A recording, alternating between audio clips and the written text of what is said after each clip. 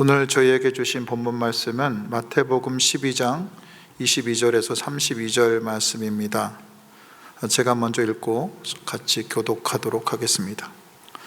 그때 사람들이 귀신이 들려서 눈이 멀고 말을 못하는 사람 하나를 예수께 데리고 왔다. 예수께서 그를 고쳐주시니 그가 말을 하고 보게 되었다. 그래서 무리가 모두 놀라서 말하였다. 이 사람이 다윗의 자손이 아닌가. 그러나 바리새파 사람들은 이 말을 듣고 말하였다. 이 사람이 귀신의 두목 바알세불의 힘을 빌지 않고서는 귀신을 쫓아내지 못할 것이다. 예수께서 그들의 생각을 아시고 이렇게 말씀하셨다. 어느 나라든지 서로 갈라지면 망하고 어느 도시나 가정도 서로 갈라지면 버티지 못한다. 사탄이 사탄을 쫓아내면 스스로 갈라진 것이다. 그러면 그 나라가 어떻게 서 있겠느냐. 내가 바알세불의 힘을 빌어서 귀신을 쫓아낸다고 하면 너희의 아들들은 누구의 힘으로 귀신을 쫓아낸다는 말이냐. 그러므로 그들이야말로 너희의 재판관이 될 것이다. 그러나 내가 하나님의 영을 힘입어서 귀신을 쫓아내는 것이면 하나님의 나라는 너희에게 왔다. 사람이 먼저 힘센 사람을 묶어 놓지 않고서 어떻게 그 사람의 집에 들어가서 세간을 털어갈 수 있느냐. 묶어 놓은 뒤에야 그 집을 털어갈 수 있다. 나와 함께 하지 않은 사람은 나를 반대하는 사람이요 나와 함께 모으지 않는 사람은 해치는 사람이다. 그러므로 내가 너희에게 말한다. 사람들이 무슨 죄를 짓든지 무슨 신성모독적인 말을 하든지 그들은 용서를 받을 것이다. 그러나 성령을 모독하는 것은 용서를 받지 못할 것이다. 같이 읽겠습니다. 또 누구든지 인자를 거슬러 말하는 사람은 용서를 받겠으나 성령을 거슬러 말하는 사람은 이 세상에서도 오는 세상에서도 용서를 받지 못할 것이다. 아멘. 엘리자베스 1세 여왕은 영국의 황금기를 이끌었던 인물입니다. 종교적으로는 영국 국교회를 공고히 했고 경제적으로는 인도의 동인도 회사를 세웠고 외교적으로는 스페인의 무적 함대를 물리쳤으며 영국의 무역 확대를 꾀하여 가나했던 국가인 영국을 해가 지지 않는 나라로 만든 기틀을 세운 인물입니다. 반면 그녀는 말년에 가장 부한 나라의 왕이라는 신분 때문인지 자신을 꾸미는 데 매우 열중했습니다.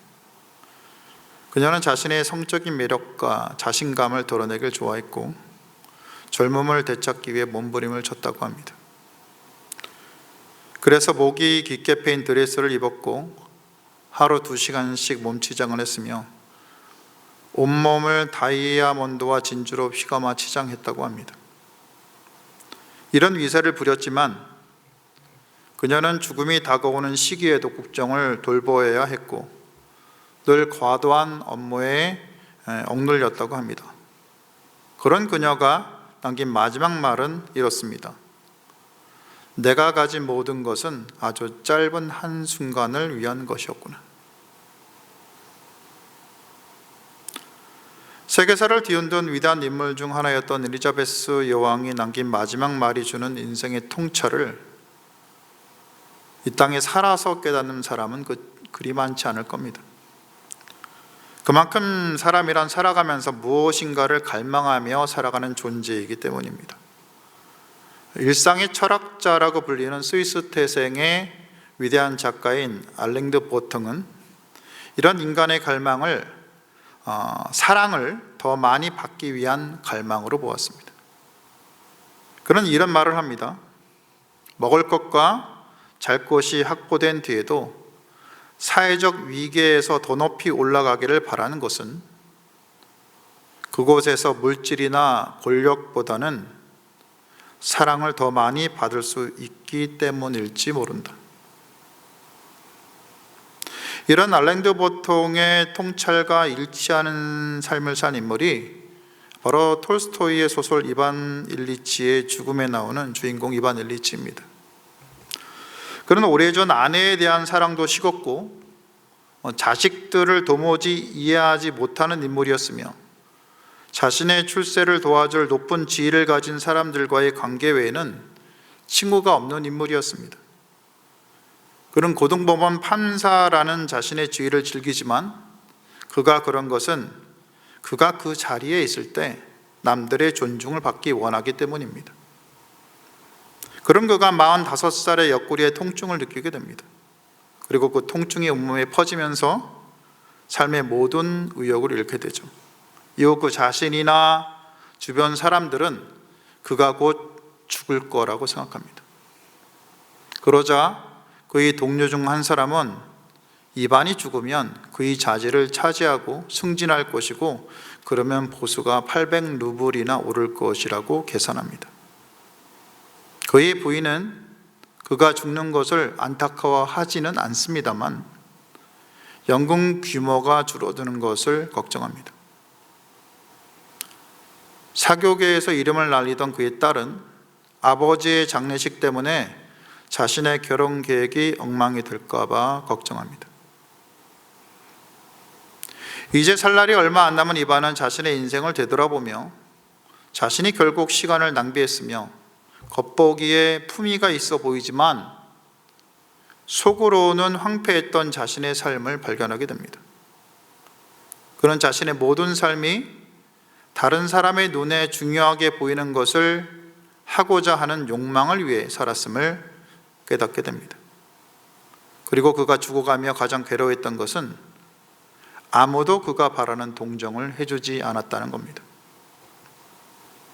오늘 본문을 보면요, 두 대조적인 인물들이 나옵니다. 그 한 분은 인생의 깊이를 알고 비참한 삶을 살아가는 사람들을 불쌍하게 여기며 성령 안에서 주어진 삶을 밑바닥같이 꽉 채워서 살아가신 예수님입니다. 그리고 나머지 한 부류는 마치 톨스토이의 소설 주인공 이반 일리치처럼 남들의 인정을 헛되이 원하는 바리새인들입니다.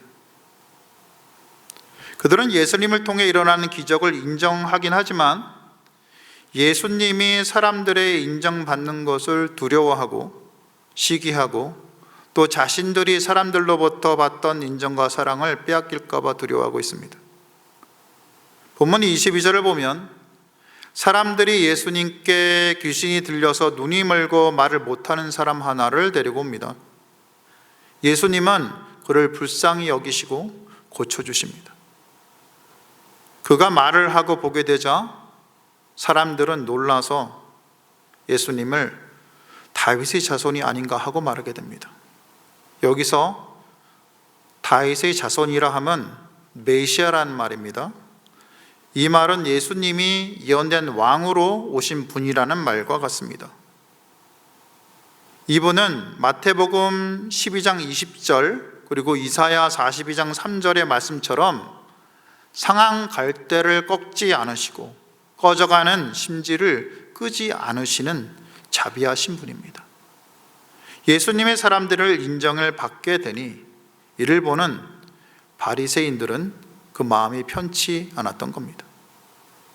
그들은 예수님이 어떤 분이신지 알았을 겁니다. 아니 적어도 예수님이 거짓 마술사 같은 존재가 아니라 선지자 중 한 사람인 것은 알았을 겁니다.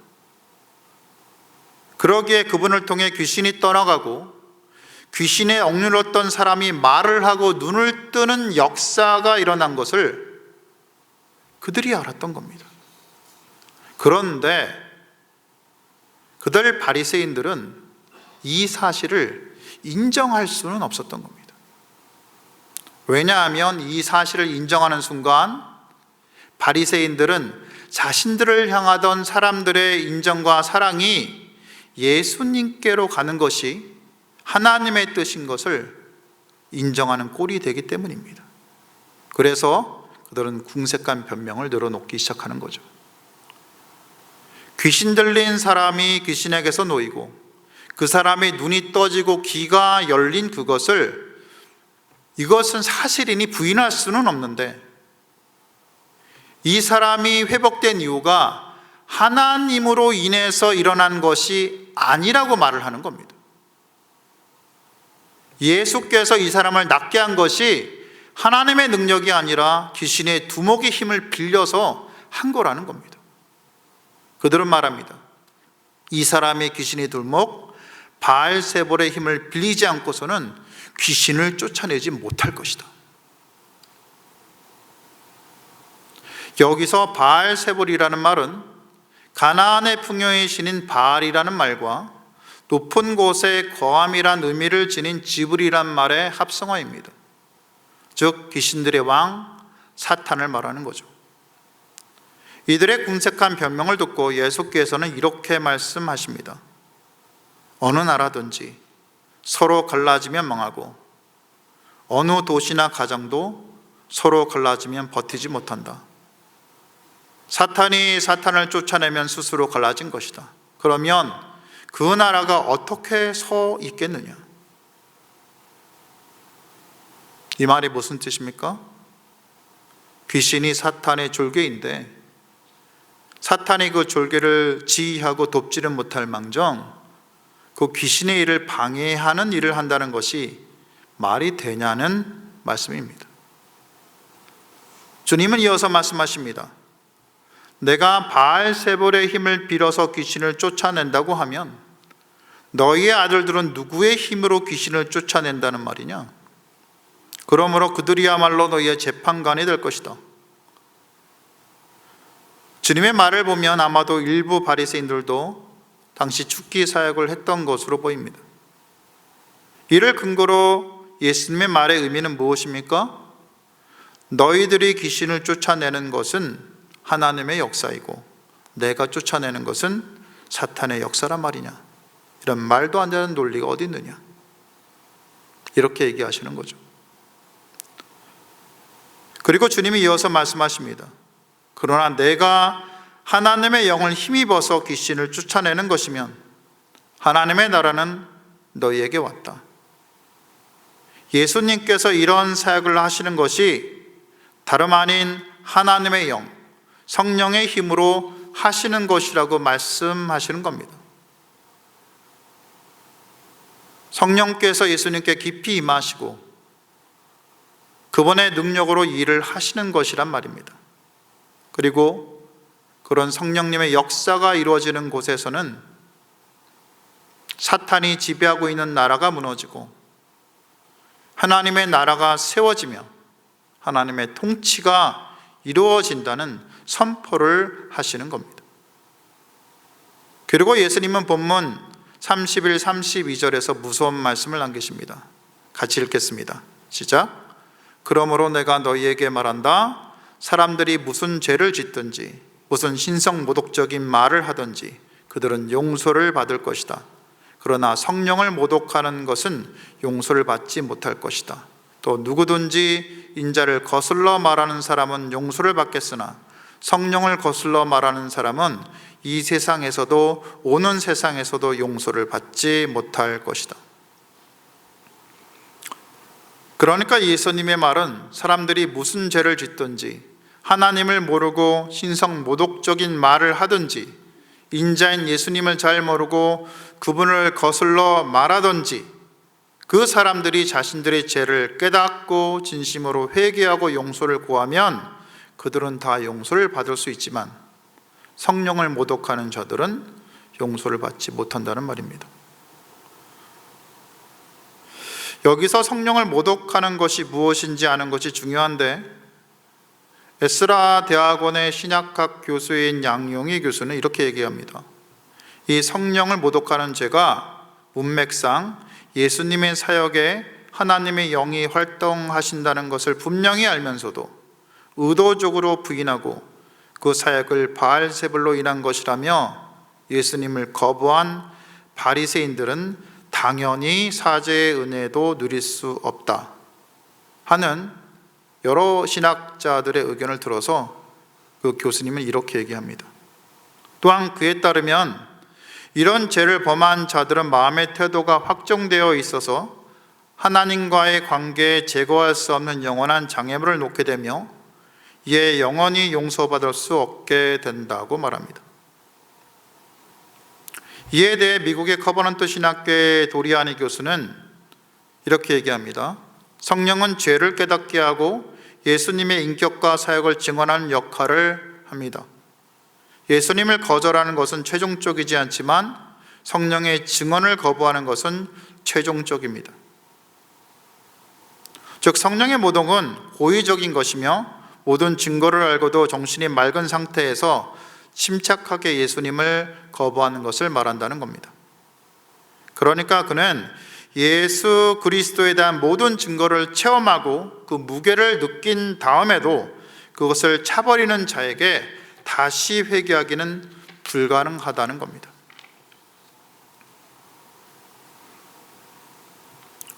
이런 학자들의 견해를 들었음에도 불구하고 우리는 한 가지 고민을 할 수밖에 없게 됩니다.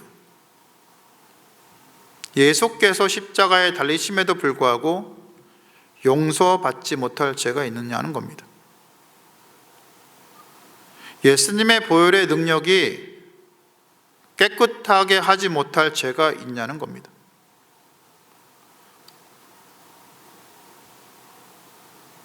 제 생각에 그런 죄는 없습니다.